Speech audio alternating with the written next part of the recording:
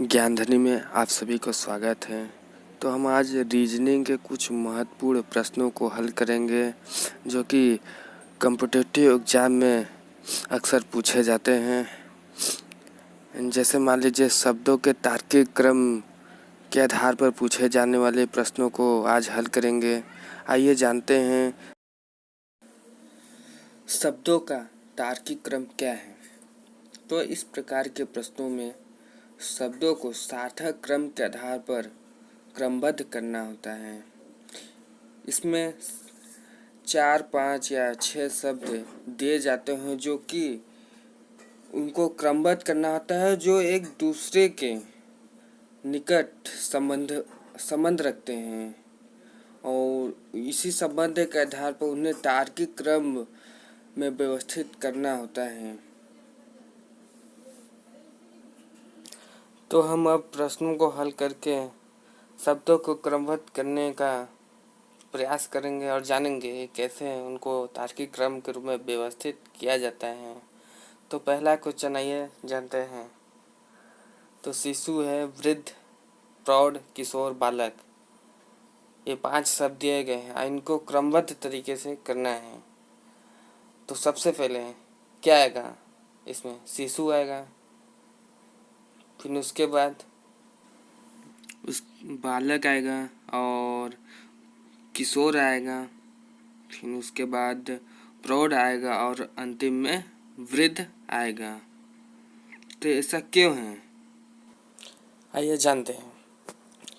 तो सबसे पहले जब किसी व्यक्ति का जन्म होता है तो शिशु के रूप में होता है, तब उसके बाद वो बालक होता है कुछ वर्षों के पश्चात, फिर कुछ वर्षों के पश्चात वो किशोर हो जाता है, फिर कुछ वर्षों के पश्चात वह प्रौढ़ हो जाता है, फिर उसके बाद अंतिम में वो बूढ़ा यानी वृद्ध हो जाता है। तो इस क्रम के आधार पर हम उसे व्यवस्थित करते हैं। तो हमारा आंसर सी हुआ 1 5 4 3 2। यही हमारा आंसर है। अब हमारा अगला प्रश्न दूसरा प्रश्न है।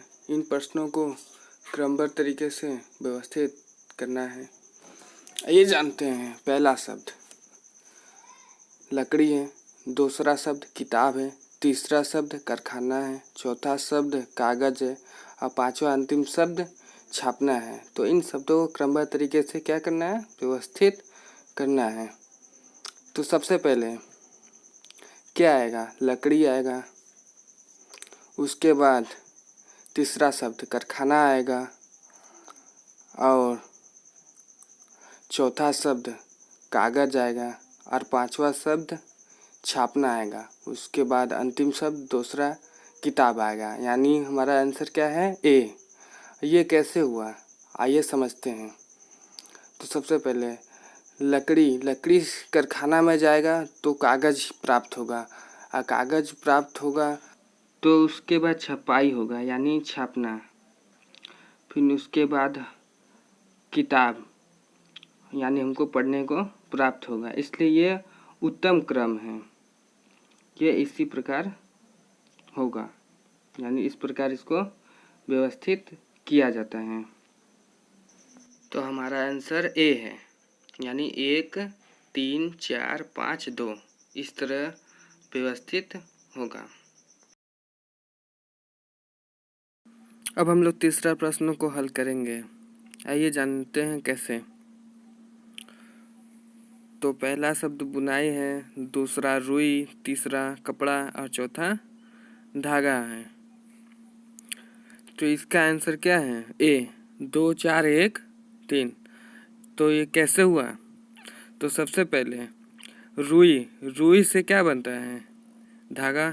और धागा जब बुनाई होता है उसका तो उससे क्या होता है? कपड़ा। इसलिए सबसे पहले रुई आएगा, फिर उसके बाद धागा आएगा, फिर बुनाई आएगा, फिर उसके बाद अंतिम में कपड़ा आएगा। इसलिए इसका आंसर क्या है? ए 2 4 1 3। अगला प्रश्न चौथा है। आइए जानते हैं इस प्रश्नों का हल कैसे करें। तो पहला शब्द दूध और दूसरा घास है, तीसरा लस्सी और चौथा गाय और पांचवा शब्द दही है। तो ऐसा क्यों हुआ, आइए सरल शब्दों में समझते हैं।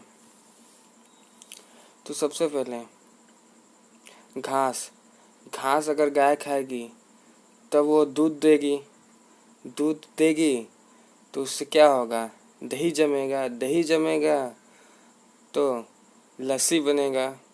इसी प्रकार इन शब्दों को क्रमबद्ध तरीके से क्या करना है, व्यवस्थित करना है।